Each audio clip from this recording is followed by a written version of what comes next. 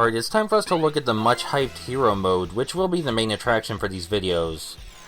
We're going to create a standard type hero because we want him to be balanced, you know? But standard hero isn't going to do as a name. How about just hero? And I'm going to cut out all the customization.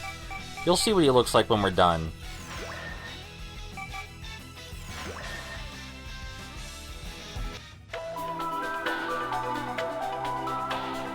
Just like the Earth where Goku lived, there's another Earth that exists in parallel. Something unusual is happening there right now.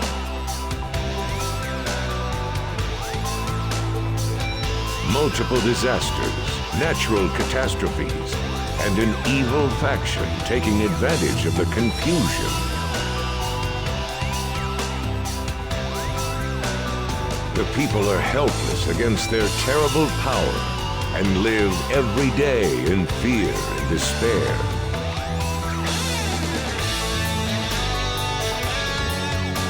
These changes were the result of a single man.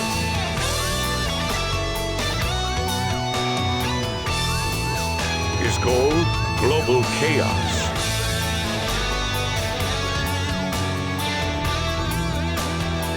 He collected the 7 Dragon Balls, summoned Ultimate Shenron, and had his wish granted. The planet became a living nightmare.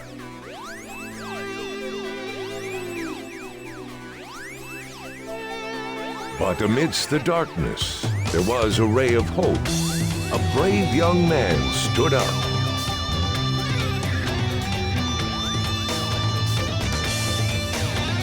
A young Saiyan who spent his days in rigorous training.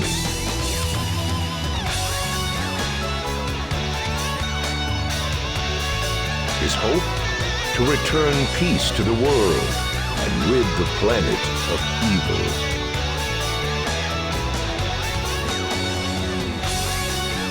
Whoever changed the world should be punished.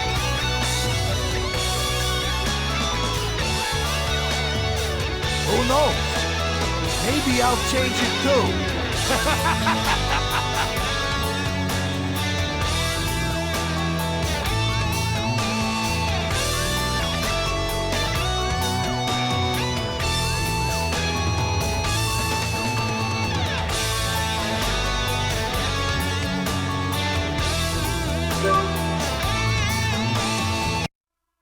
So here we are in the world map of hero mode.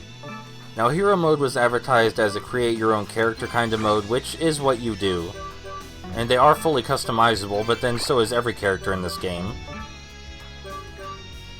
We can choose to ride the Flying Nimbus for no real reason.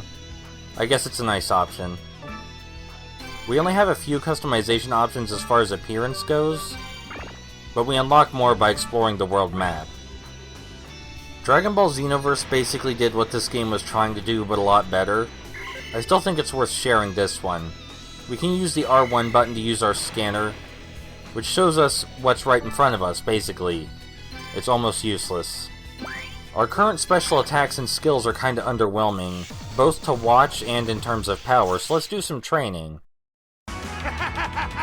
Show me some fun! Okay, come on!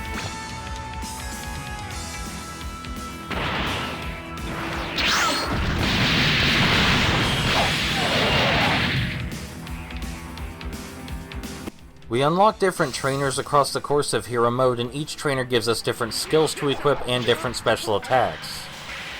Right now we only have Yamcha to train with, though.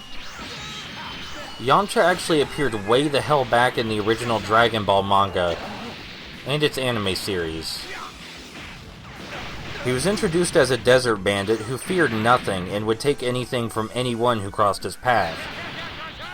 So we end up attacking Goku and company and trying to steal all their stuff. Now, when I said he doesn't fear anything, that may have been hyperbole. He had an intense fear of speaking to women. This fear is so great that even when he was about to win a battle with Goku, he retreated because he saw Bulma and just completely lost his shit. Of course, like everybody else in the Dragon Ball manga, he wanted the Dragon Balls for himself, but just so he could grant a wish to be less afraid of women. Because he did want to get married someday.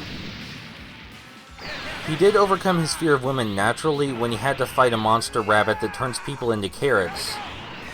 Because he had to save Bulma from it. Dragon Ball is a weird manga. After that whole mess, he becomes close friends with Goku. And let's skip a whole lot of stuff to fast forward to Dragon Ball Z. When he does make his appearance in Dragon Ball Z, it's to train for a fight with Nappa and Vegeta. He's pretty excited to show off his new powers from training, and proceeds to get himself super killed by a Cyberman. His death pose in that fight has become so famous that there's actually an entire figurine just for his death pose. It's kind of funny.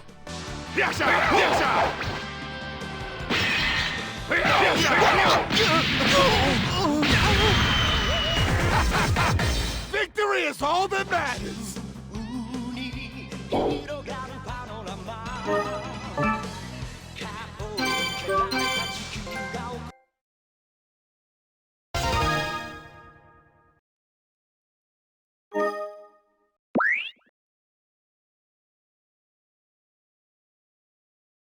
We got a health up from training with Yamcha just now, but we have to train with him several other times to get anything else he has. So I'll meet you back here when we're done doing that.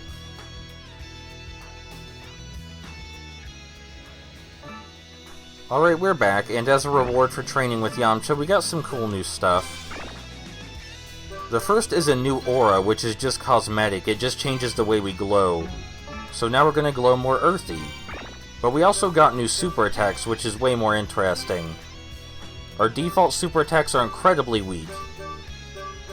So you'll be happy to know we've obtained the Kamehameha and Spirit Ball. Now each attack requires a different amount of the Spirit Gauge to use, and generally how much Spirit Gauge it takes is a good indicator of how strong it is. But now I think we can say we're prepared for the very first fight of the actual story, because the training isn't part of the story by any means.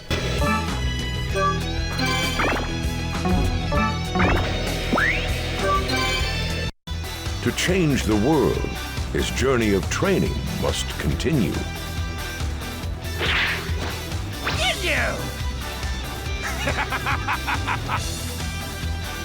Who are you? I don't normally see your type around here. I'm Captain Ginyu, and this is our special fighting pose! Captain Ginyu? Oh, you mean from the Ginyu Force? Ah, I see you're here to join the Force. You should have said so. Yeah, that sounds like fun.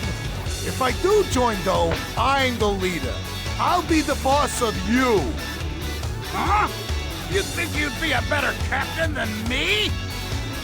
All right, I'll show you just how amazing I really am.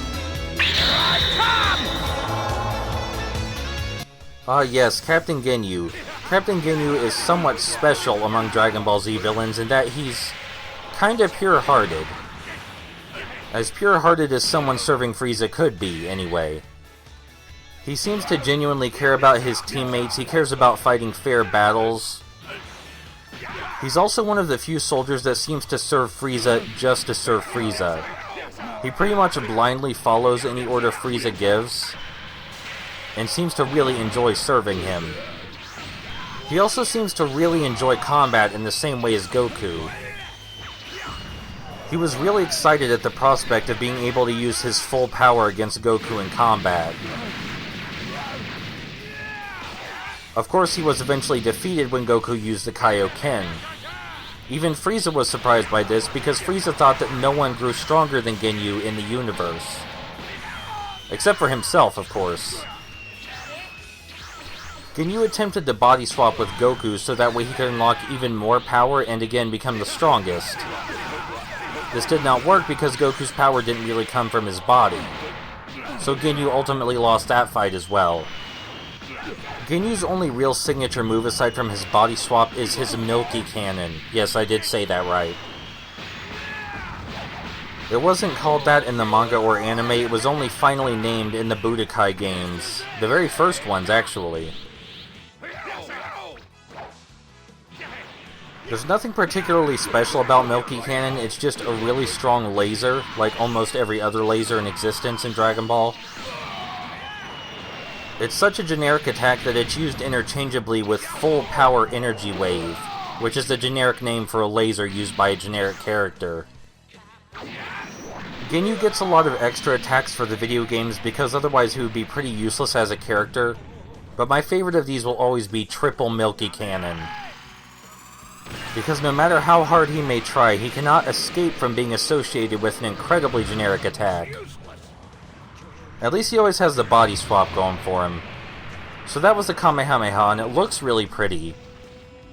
Just like everything in this game, really, but there's no reason to use any supers but the ones that are the most powerful.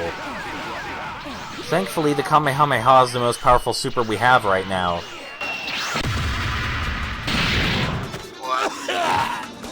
How could the captain of the galaxy's illustrious Ginyu Force be beaten? Okay, I grant you leadership, as you requested. I'm not interested in the Ginyu Force. I've got another appointment. There's something more important than leadership of the Ginyu Force? I'm just gonna let you think on that a bit. Wait! Take this. It's a Dragon Ball! A Dragon Ball? Collect all 7 to get a wish granted!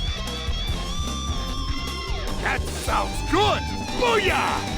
Yep, I hope it helps you in your travels. The young man found a Dragon Ball and a way to change the world. And he prepared to travel to new lands.